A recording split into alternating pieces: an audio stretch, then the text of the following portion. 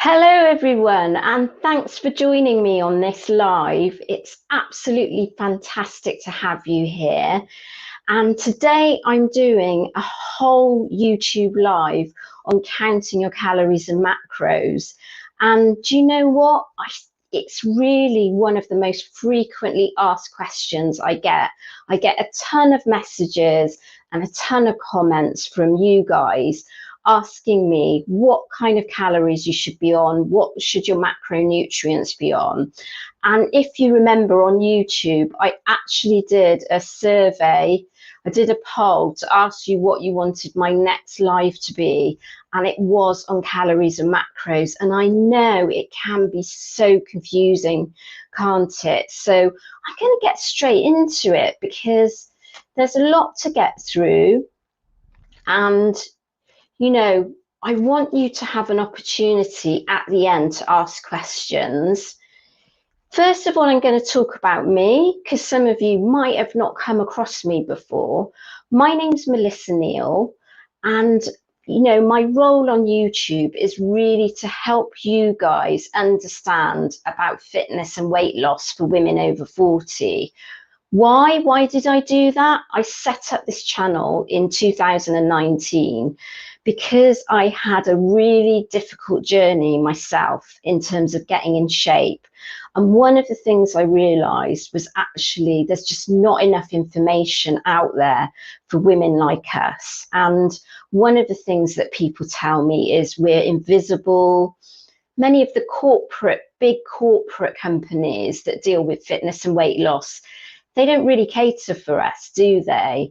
So it's just a passion of mine, and I wanted to help other women like me understand what it is they need to be doing to get in shape over 40 and over 50 and beyond. And the thing is, we need to be doing things really differently than we did in our younger days. That's the first thing to say. And so one of the things is around diet. And there's a lot of confusion around diet, and I'm going to cover different aspects of diet. I'm really excited, and hopefully she's going to be joining on this live. That I'm going to be having somebody called Quave on in a few weeks' time to do a live with me.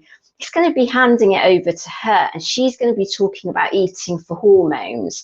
And I'm not going to talk about that today. It's purely about how to calculate your calories and macros. That's what I'm going to be talking about. And then what I'll do, so I'm going to do, it's going to break up into sections because in order to calculate your macros, you need to understand your calories really as well. So I'm going to cover that. And then what I'll do at the end is a bit of a Q&A.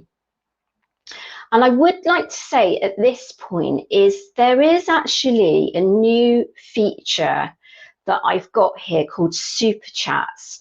So it's a paid for feature. And, I'm not shying away from that because we as sort of creators on YouTube, we need to kind of invest in what we're doing, and we need the money to be able to do that. We need to be monetized. My channel, thankfully, is now monetized, so you will see adverts on my channel. But what that actually means is I can invest. So I've invested in camera, lighting, that kind of thing. I can invest in stuff that's going to make the experience for you a lot better. So, there's no obligation to use a super chat, but what you will find is if you ask a question on super chat, your question's going to stay highlighted and you'll get a guarantee that you'll get an answer. Not right now. I'm going to leave it until after this part of the presentation and do all the Q&A kind of at the end.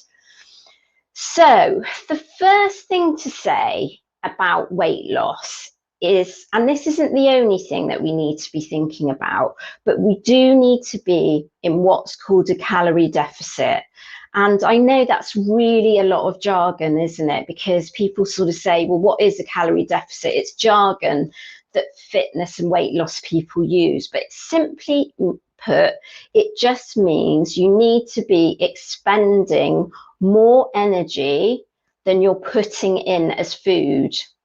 That's all it is. And you'll see on that slide, normally a good range for me, and you may have heard me talk about this if you watch a lot of my stuff, I don't like low calories for women over 40. I think it damages our metabolism. Well, I know it damages our metabolism, you know, because I've been through going low calories myself. And, you know, I work with women that have been through that situation of going on low calories. So I like a calorie range of between 1,500 and 1,800. Could be higher. You know, I'm in a fat loss phase, and I sort of go between the range of something like 1,800 to 2,000 calories in a fat loss phase. So it just depends, you know, on your individual circumstances. And that's why we're here, so that you can work out what's actually best for you. But one of the things I wanted to say at this point, because there's a lot of confusion, I've got a watch here. Sorry, there. It's hard for me to know where to put my arm because this thing's mirroring, so it's a bit difficult to use. I've got a watch and it tells me what calories I've burned.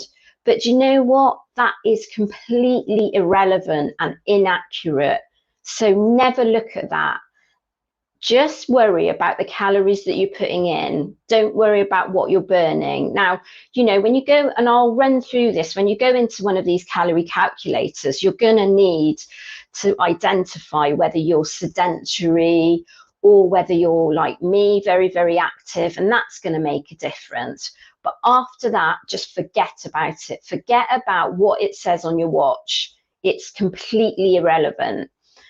So yeah, I'm going to move on to the next slide now. So this really is showing you and demonstrating what really what we're looking at when we're talking about macros, because people get confused. It's a jargonistic word, isn't it? Macronutrient, and people find that quite difficult to get their head around. But simply put, it's about your proportion of protein, carbs, and good fats. I like to talk about good fats, but you know, for macronutrient purposes, it's just fats. Hopefully you can see that slide. If you're watching from a phone, it might be a little bit small, but this will go up as a recording. So you've got your lean protein sources like chicken, fish, eggs, tofu, you can have peanut powder, you can have protein powder. Then you've got your carbohydrate sources. So you've got oatmeal, we call it oats in the UK. You've got rice, potato, sweet potato, bread, pasta, and then you've got fats. And I really like to talk about good fats for women over 40, rather than some of the sort of saturated fats and the trans fats. So good fats are things like oily fish, olive oil, MCT oil, coconut oil. All of those are really, really good. Avocado is another one for you to get into your system. And I'm sure Quave, when she comes on the live, I think it's on the 12th of April, she's going to talk about that, because those are things that are going to balance your hormones. And so that's when we talk about macros, that is exactly what we're talking about. But it just sounds like a very jargonistic sort of way of putting it. Now on this slide, this is the worst slide that I've got, that's just text and numbers. I'm sorry if it looks a bit like your death by PowerPoint at work. But it's just that I wanted to kind of really outline what we're going to be talking about on this live and how I'm going to sort of put everything together for you. And I'm going to sort of show you actually through some of those sort of resources that we use to calculate our calories and macros, how it's done. But I'm first of all going to take you through the kind of process. So the first thing you need to do is online, and I'll show you this in a minute. I'm going to share a screen with a website that you can look at calculating your maintenance calories. And with one of these online calculators, what I would recommend you do is you calculate your maintenance calories. As I said, I'm going to show you how to do that, but you stop there, because everything else that they tell you, and even the maintenance calories vary, is not going to be accurate. They'll tell you as a woman over 40 to go extremely low, like 1200 calories. I know one of my clients is on Noom, for example, and they told her to go on a 1200 calorie diet. Well, that's just not sustainable in the long term, and it's going to damage your metabolism. So it's good for calculating your maintenance, going on an online calorie calculator, but that's as far as you should use it, because everything else is not accurate. And then you need to set up your deficit. So there are loads of complicated, really mathematical formulas, and I'm not going to do that today. I'm just going to do something that's really simple for you. So once you come up with your maintenance calories, and do take notes, what you need to then do is subtract around 200 to 400 calories. So if your calories were 2000 calories, that would mean if you subtract 200 to 400 calories, that would mean your calories are around 1600 to 1800 calories.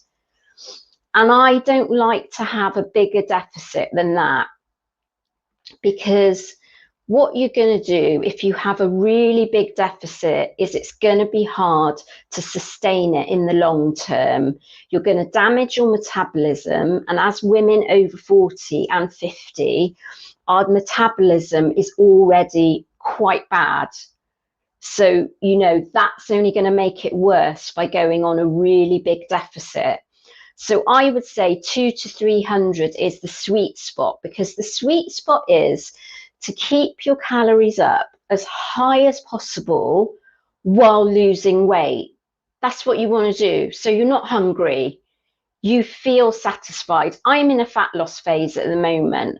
I'm not particularly hungry. I feel satisfied.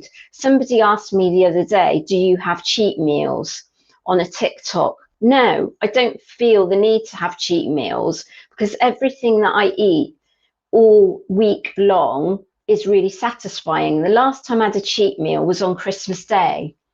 I don't need cheat meals, and they're something that can really cause your whole kind of weight loss journey to go wrong, in my opinion. Cheat meals, they're a good tool for people if they feel it's going to help them stay on track, but what they can lead to is whole cheat days if you're not careful.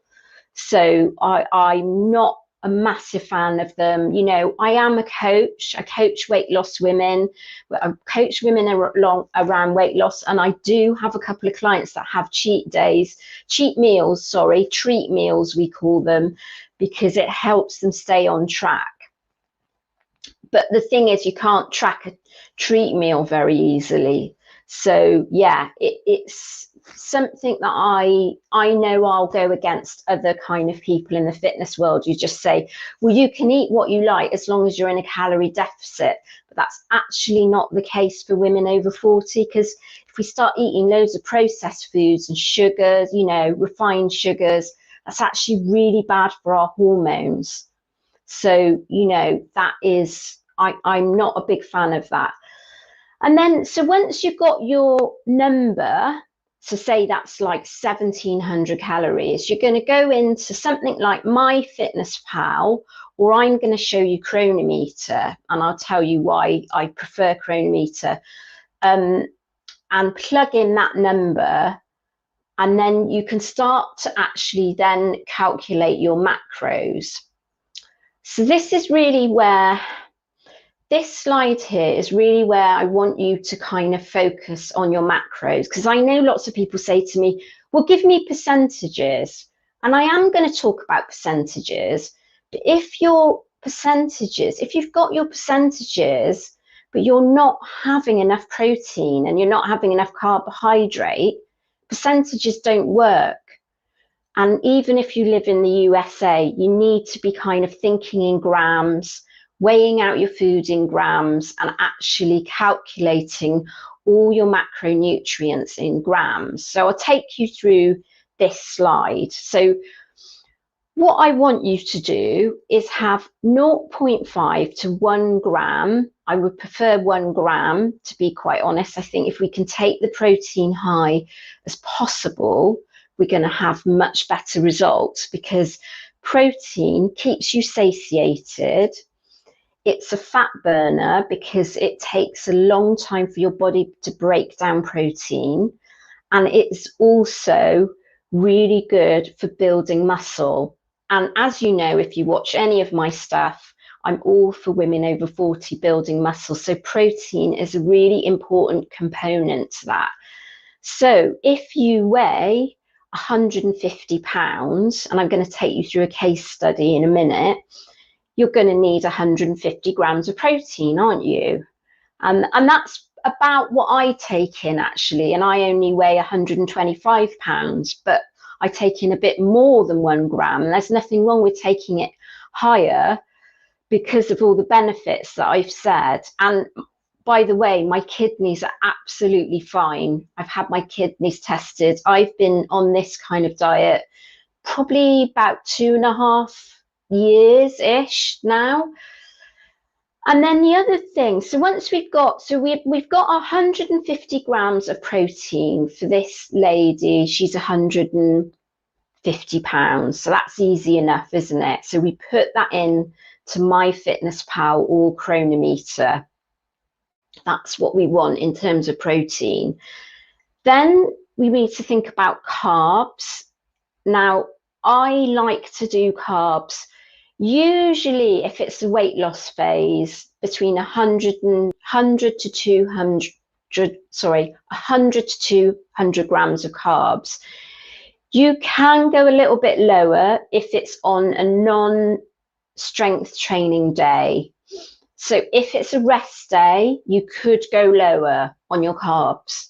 That's something that you can do, manipulate your carbs, doing a method called carb cycling, which is what I use as well with a lot of my clients, and I do this myself, is something called carb cycling. So I eat fewer carbs on the days that I don't need them. So typically, though, on your strength training days, or even on your cardio days, 100 to 200 grams of carbs is good.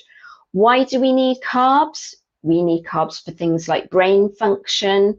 We need carbs for actually having the energy to perform our strength training. And it's an important component to muscle building. And muscle building for women over 40 is really important in terms of getting on top of our metabolism. It's so important. And, you know, I've got one of my coaching clients, and she said to me, she kind of written a testimonial on my website, but she couldn't believe the amount of carbs she was eating and losing weight. And she was actually on a low carb diet and not losing weight before she came to me. So it isn't really about, carbs are not the enemy. They get a really bad reputation because of diets like keto. Carbs do, but they're actually really good for you, and you need them for really important physical functions. You need carbohydrates. And then I like the fat range to be between 40 and 55 grams of fat. If we go lower than that, that's not going to be enough fat in our diet to be sustainable. We could even go up as high as 60 grams of fat. That's okay. But it's all going to be dependent on how you want to have your calorie levels, or how you've calculated your calorie levels. And fats are very high in calories. And as I've said there, do buy yourself a set of scales, because what you need to be doing, and this has been a massive game changer for me, and I have everybody I work with, either through my online programs, which are kind of self-serving programs, or my coaching clients, everyone weighs their foods out. That's really important as we get older. to sort of really understanding what we were eating.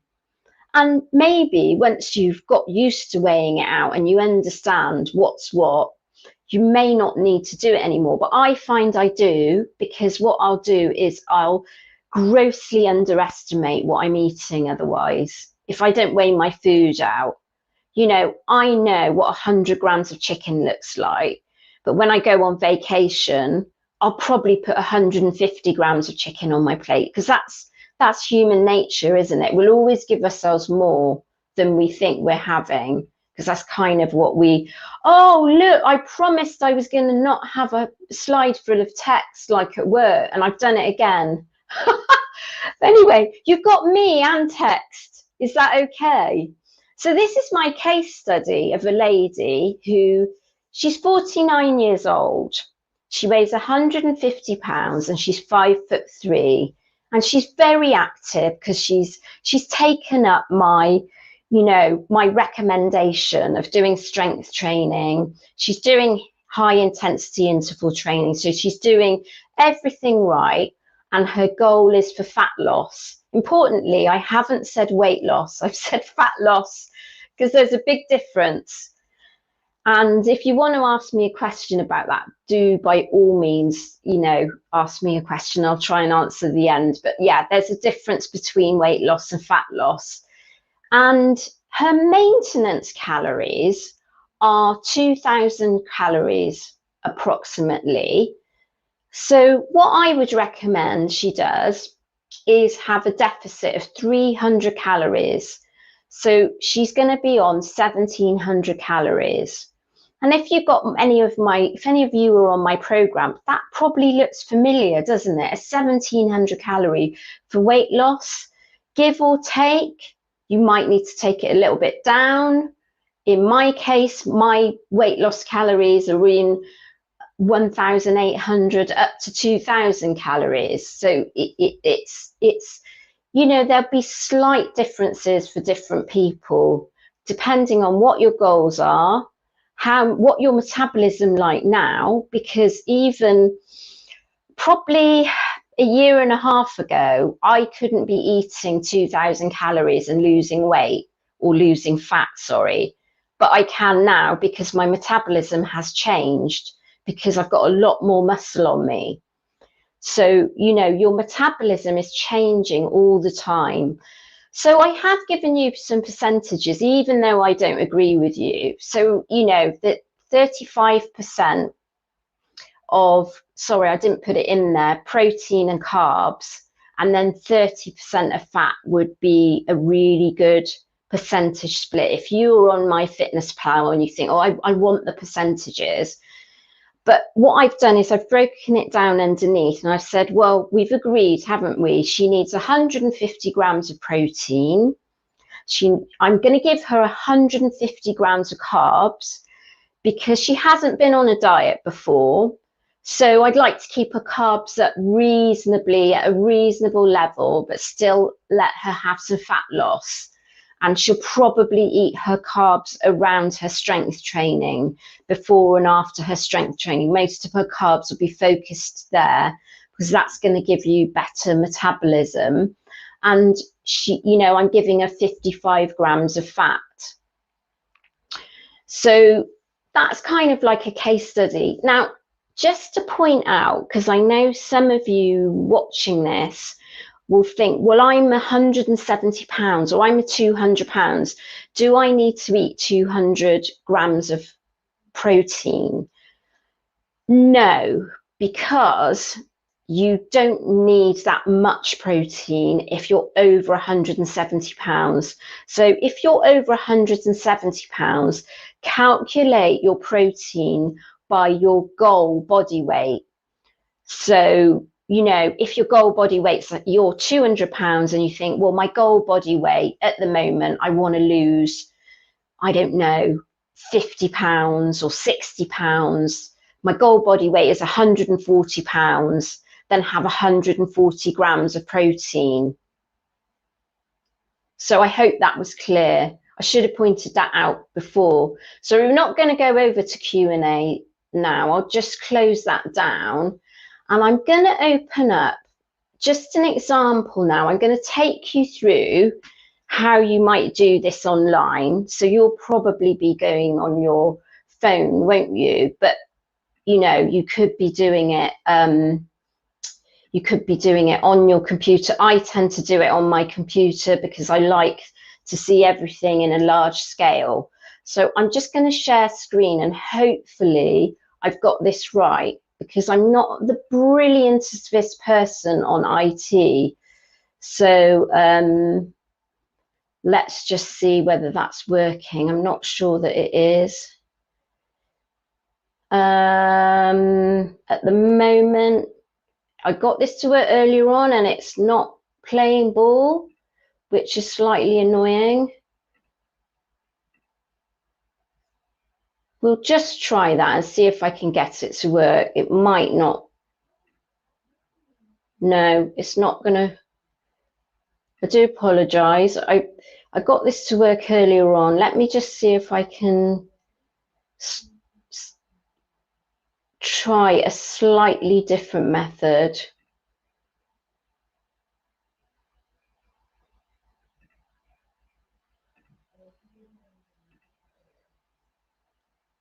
Do bear with me. Ah, here we go. Got it now. Okay. So what we're in now is a calorie calculator. So this one's a really simple one on active.com. What I will say, just as a bit of a warning for you guys, is that they do vary enormously. And one of the things that might be a more accurate way of you calculating what your maintenance calories are, so that's what we're going to do, we're just going to calculate maintenance calories, is actually just start tracking what you're eating for a week or 2 weeks. And if you're staying at the same weight, that is your maintenance calories. And that will be much more accurate than doing what I'm going to show you online. But, you know, this is the other way. So we said this lady was female, didn't we? Well, let's do me, actually, because I can tell you exactly whether this is going to be accurate or not. I weigh 125 pounds. I'm 53 years old. So let's see if it comes up with what I think my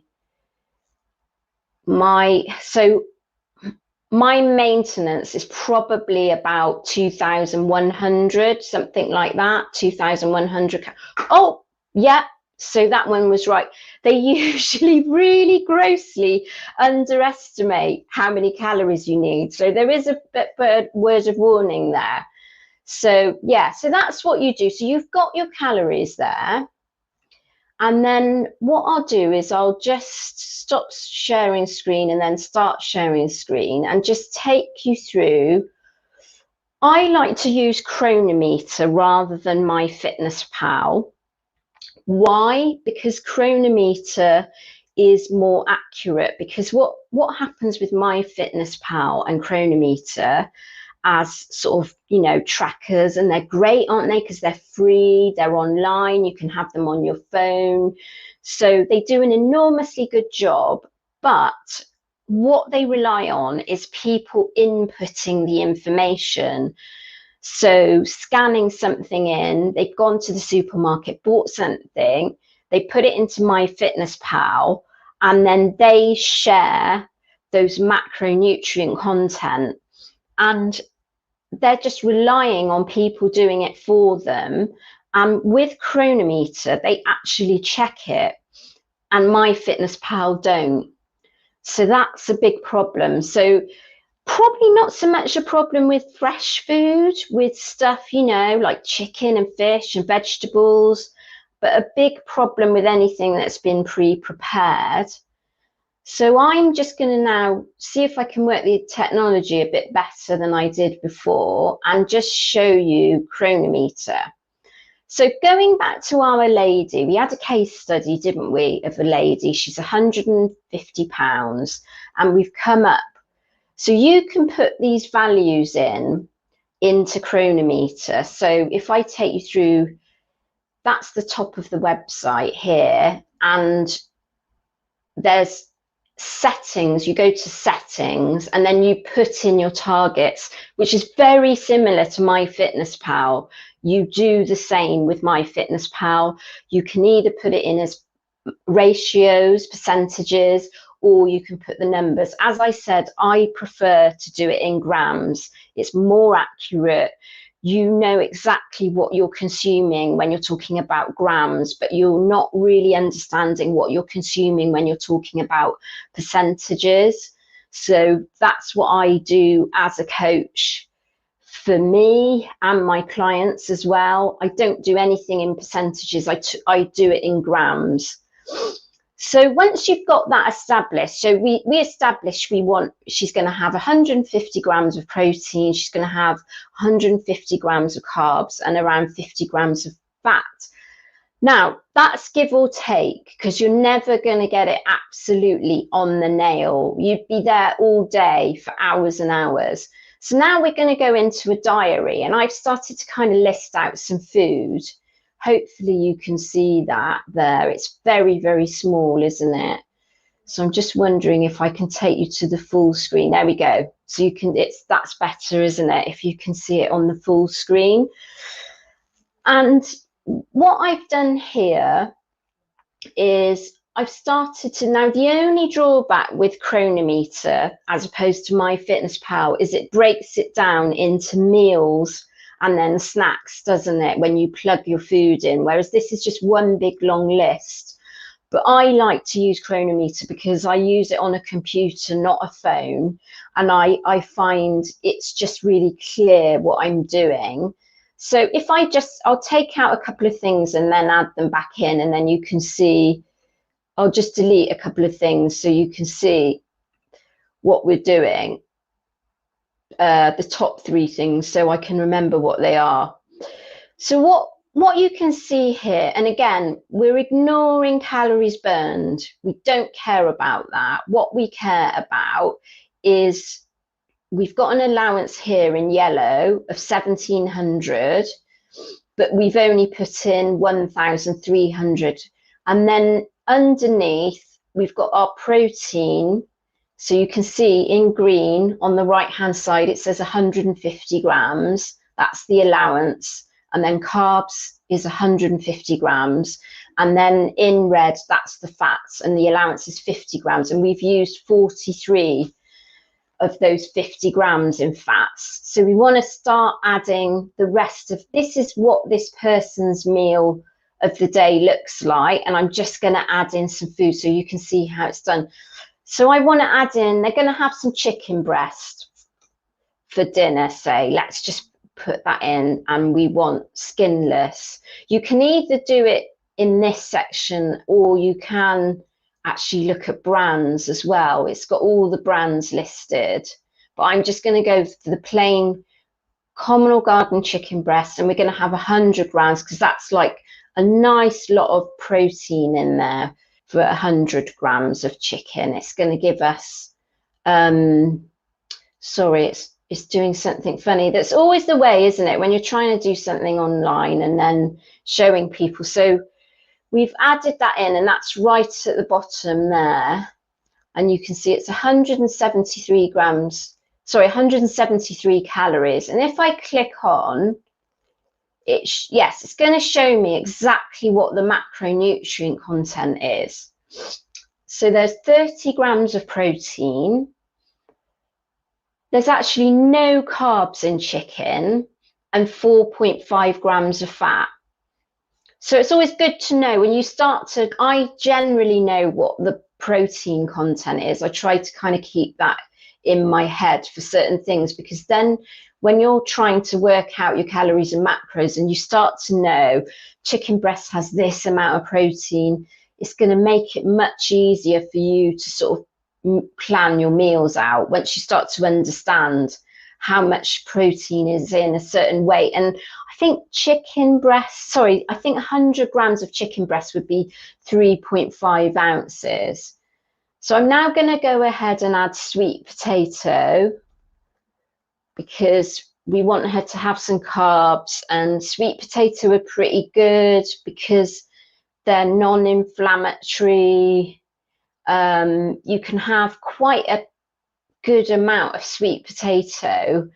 And, you know, if you compare that for something like rice, you can have much more in volume. So they are quite a good choice of carbohydrates. So we've put in that sweet potato. So let's check now. We're really almost up to the calorie limit, aren't we? We've used up 1,683 calories out of 1,700. It wouldn't matter if we went 20 over the calories. It's not going to be a big problem. We've almost got the protein, we've almost got the carbs, and we've almost got the fat. So all I wanted to do, because that's her dinner, is just add in some vegetables. So I'm going to add in some green beans. So we'll say cooked from fresh. We'll give her a nice big plate, because, you know, you can fill your plate with vegetables. So that's gone slightly over now, the calorie allowance. And, you know, because green beans have a bit of protein, it's gone over on protein. And like the carbs are slightly less. But that's as near as, damn it, that's pretty good.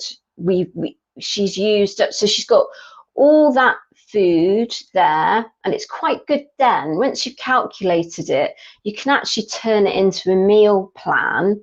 She's got breakfast, lunch, dinner, and snacks in there. You know, she's got Greek yogurt.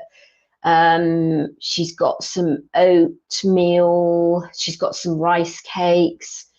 I think she's got some salmon, bananas. So she did, you know, there's quite a lot of food. You know, if you're on one of my programs, you'll recognize this as the type of food you're probably having if you're on one of my programs. So that's a lot of food there.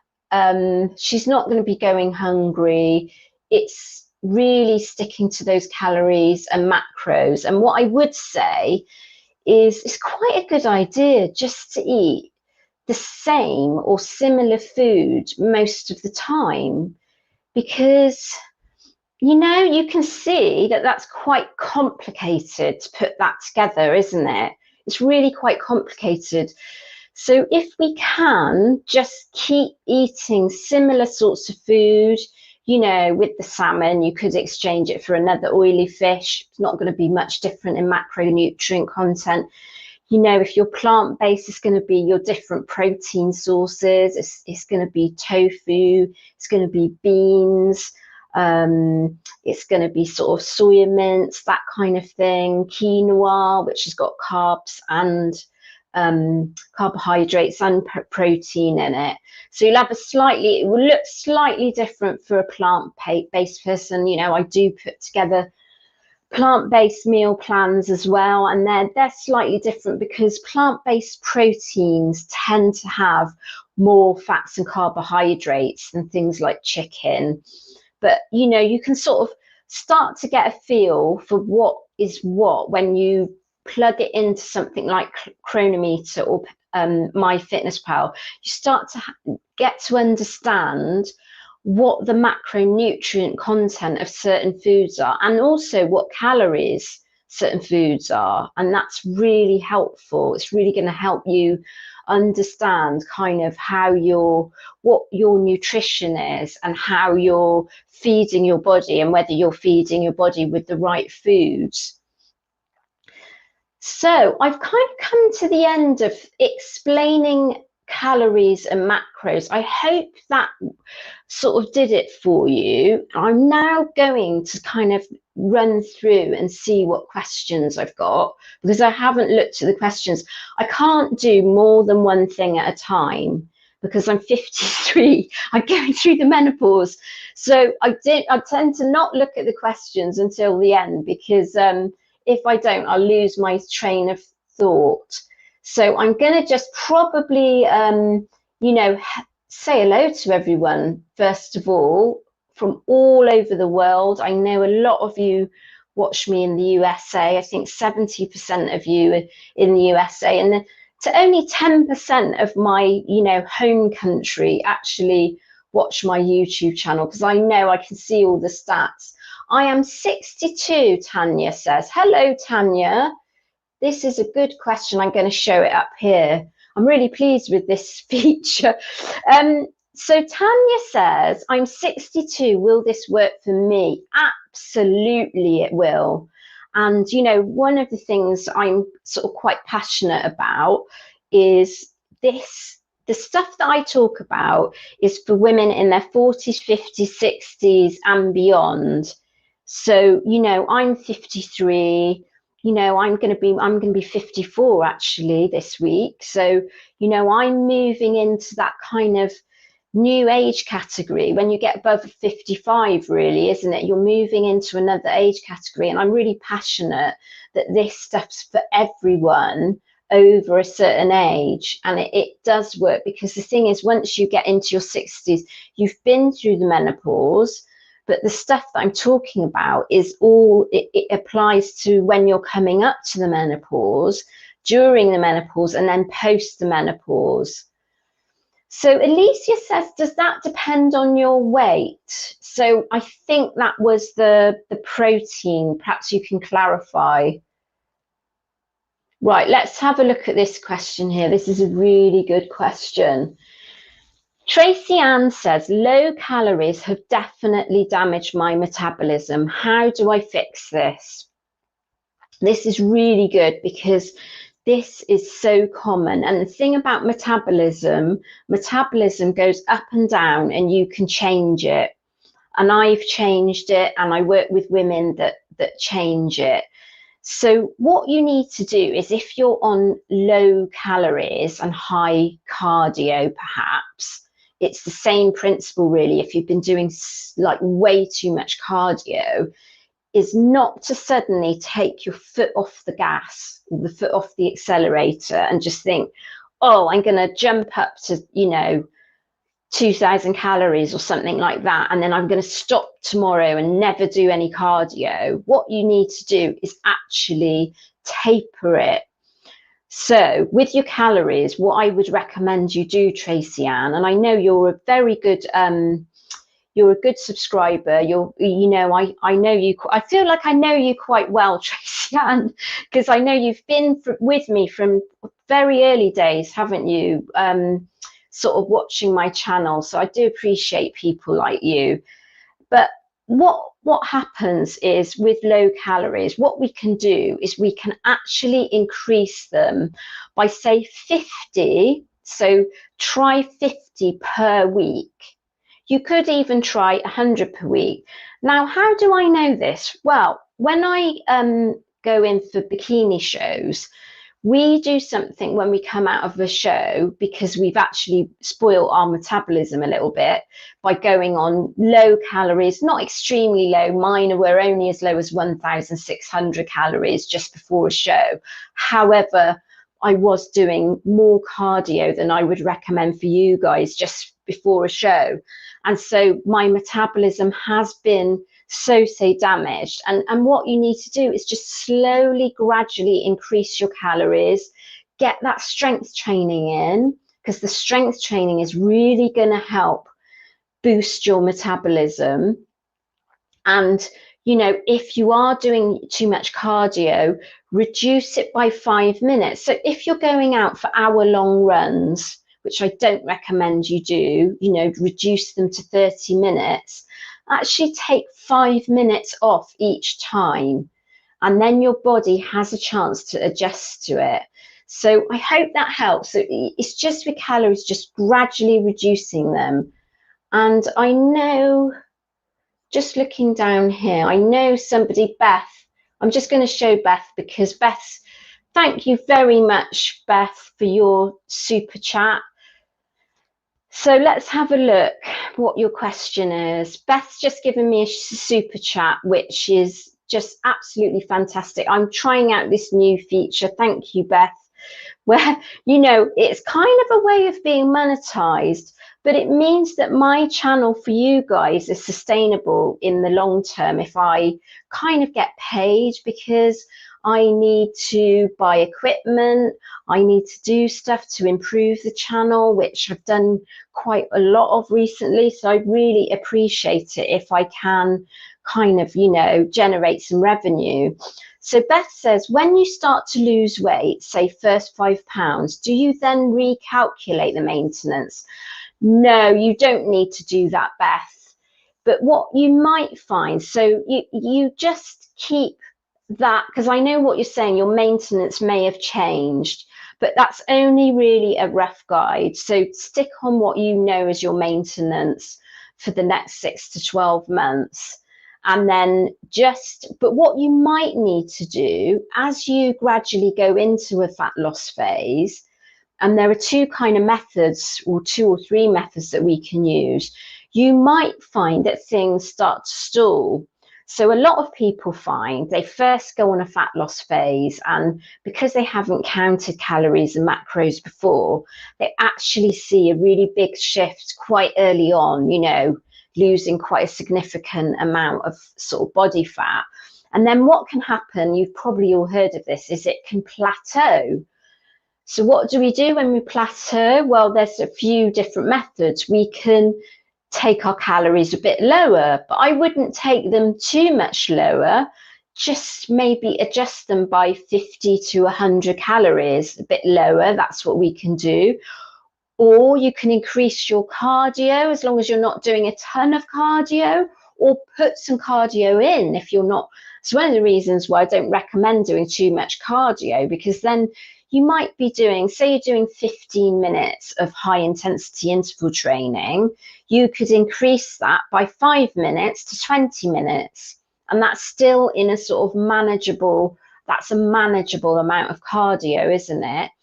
Or the other thing that I tried and I found it to be really good is actually go on a diet break when you're plateauing. So that's a really good way of actually, you know, resetting your metabolism. And I actually do, you know, although I said I don't like cheat days, with some of the coaching clients I work with, I give them a treat meal after being in a fat loss phase for a number of weeks. Give them some time to eat the meal of their choice, just completely off plan, because that's going to just help. It helps psychologically because it gives you something to look forward to, doesn't it? But also, you know, after weeks and weeks of dieting, our body might not respond so well. So we just need to kind of sometimes give it a kick start by coming off the diet, either for a day or a week. But actually, if we're doing it for something like a week, go into maintenance calories. Don't take them up too high, because you're going to undo everything that you've done, aren't you? But if you go to maintenance calories when you've been in a fat loss phase for a while and you're starting to plateau, that can be a really effective tool. Okay, I'm going back to questions. Let's have a look. So, I cook for my family as well. Right, let's take this one. That's always a good question. Sophie, hi Sophie, thanks so much for joining.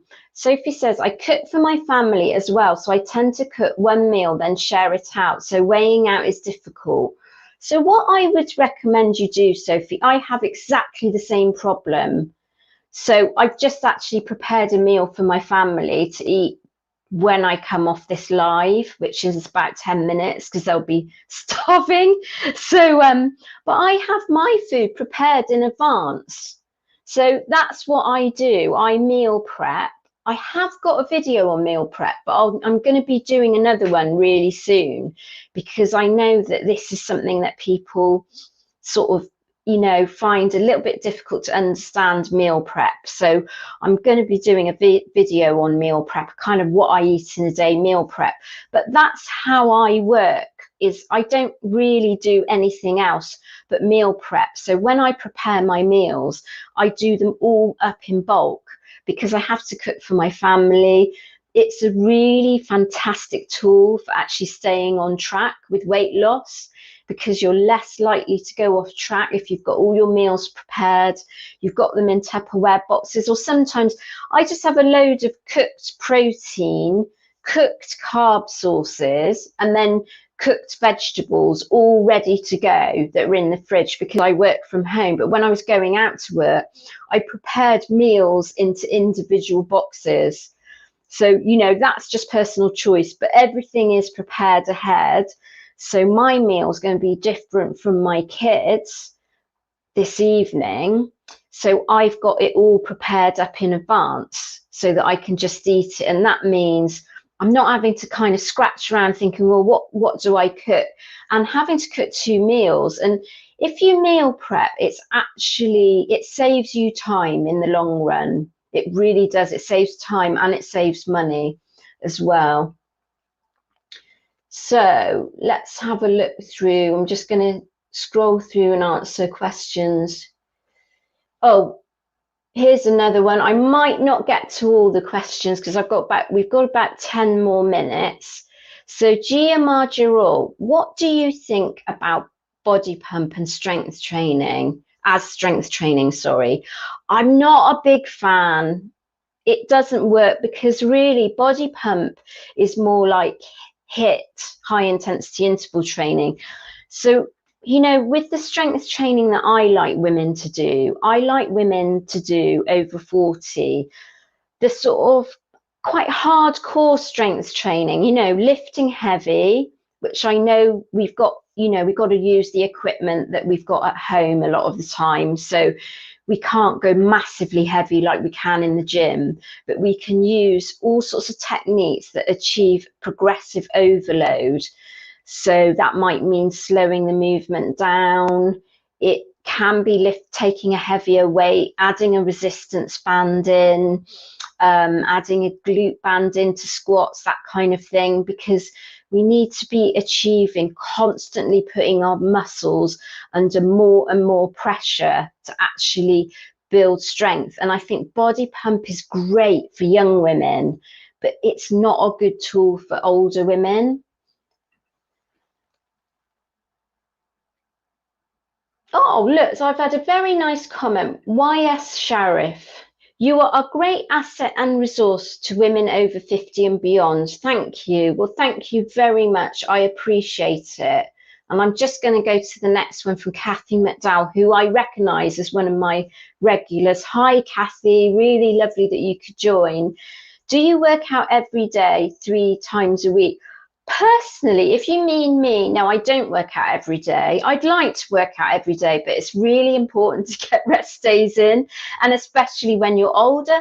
So I would recommend sort of anything between 3 and 5 times a week, depending on where you are in your journey.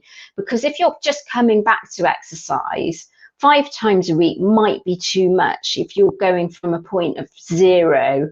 So you might want to start off with 3 and then build it up, 3 strength training, full body sessions. And then as you get more into it, I think sort of 5 times a week is really good. If you can fit it in, because not everybody can fit it in. And I think the important thing is to make a commitment and stick to it, isn't it?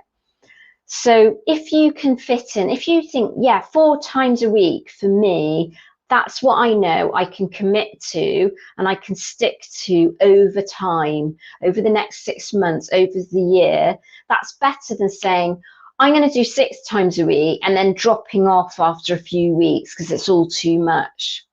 Because it's consistency over time that's really going to win. That's what's going to make a huge difference. Someone's asked me, because I will answer this question. Hi, Elizabeth. Can you explain fat loss versus weight loss? So, it's really simple, actually, because what we are as a culture, we're really focused on the number on the scale, aren't we? And especially as women, we really want to see the numbers move. But if I tell you, would you be surprised that I've remained the same weight now since December? I've lost about 3 inches off my hip. I've lost 2 inches off my waist. And I can see in the pictures that I'm losing body fat. I can tell by just looking at my abs and everything. But am I concerned that I've stayed the same weight?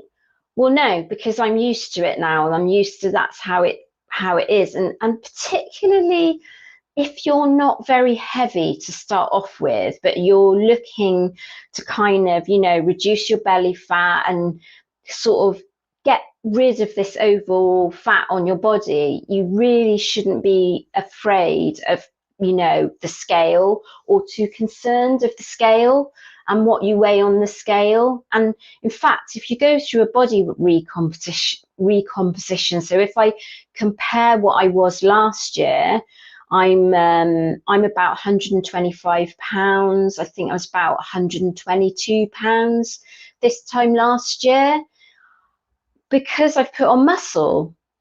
So I'm not too concerned about it, because I just think, do you know what? It's about how I feel in my clothes. So that's the other thing I've noticed since December and going on the fat loss phase. My clothes are starting to get baggy.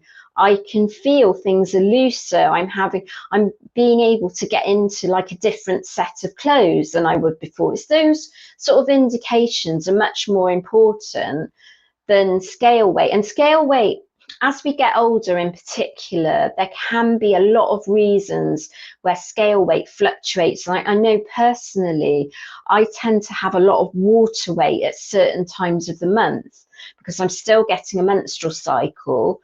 And it really does fluctuate. You know, I can actually fluctuate by about 5 pounds in scale weight, just because I've put water weight on at certain times of the month. And now I used to really panic about this, and now it's just not, I don't worry about it, because I think it's part of being a menopausal woman that we're going to have these, you know, we're going to have that kind of thing going on with our bodies, and it's just a natural process. We're going through a natural process, aren't we? And we have to sometimes just embrace and accept those things, that, you know, we are going to carry a bit. Some of us will carry some water weight.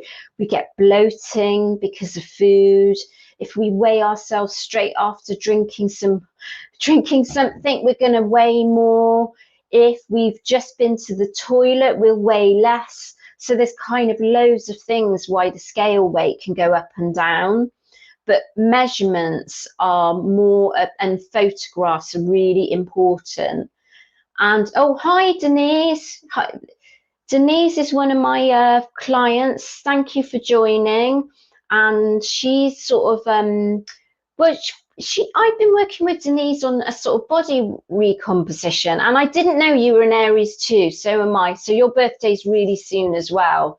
Well, I'll have to catch up with you about that. So that's fantastic. So I got a few more minutes. So I'm just going to rattle through some more questions. How many days do you lift weights and cardio? I think, thank you, Virginia. This is a really good question, because it's actually important not to lift weights too often, which is something that I was doing a few years ago, and it's not helpful. And the way that we build muscle, and muscle's going to burn fat as we get older, so it's really good. Muscle building is fantastic for our metabolism, and the time that we build muscle is actually when we're resting. So I would say 3 or 4 times a week of strength training is optimal. I do 5, but you know, I'm preparing to go into a bikini competition, and I'm an advanced lifter. And the day 5 is more about glutes, and you can do glutes a bit more often than you can do other muscle groups in your body, because glutes will just be a bit more, you know, tougher and forgiving like that. But I would recommend for most of you 4 days a week is enough. And then cardio, I mean, it depends what sort of cardio. I like doing high intensity interval training. So I think if you could either do that once a week and say do 30 minutes of a HIIT circuit, you know, I've got some videos on YouTube of HIIT circuits, or you can sort of split it out and do 10 minutes, 20 minutes, 2 or 3 times a week. So cardio is not the most important thing. It's more important to get your strength training in. And the other type of cardio you might want to sort of think about, which can be good is just walking. So walking, you just do it when you like, when you feel like it, really. And we're not going to do any harms to our body by doing too much walking, in my opinion.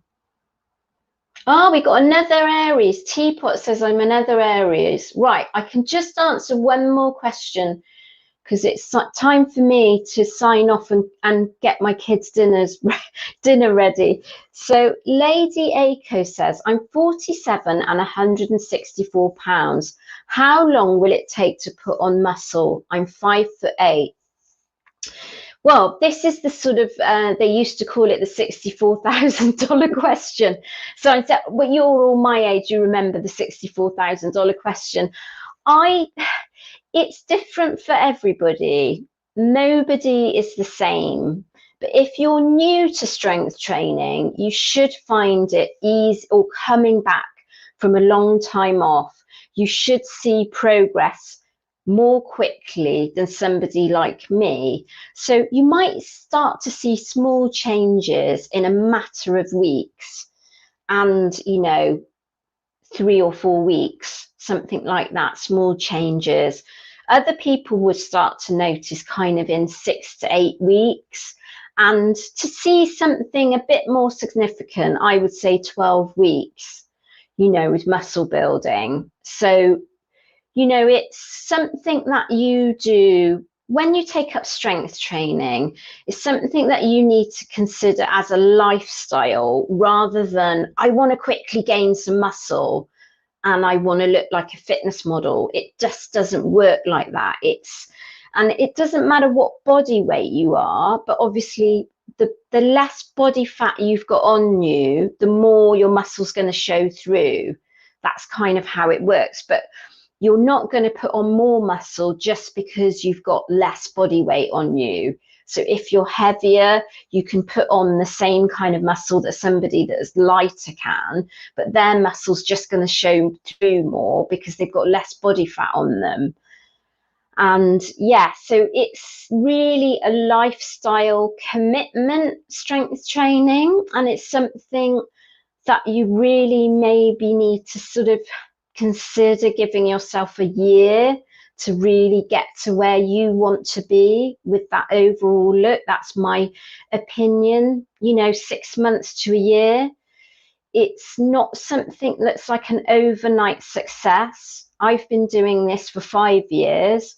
I did have two years of failure, which if you see my previous live, you can see all about that. So it's a lifestyle, it's a commitment over time, and I'm constantly working on myself when it comes to strength training. I don't, it's not something that stops and it's like, oh, I've finished now.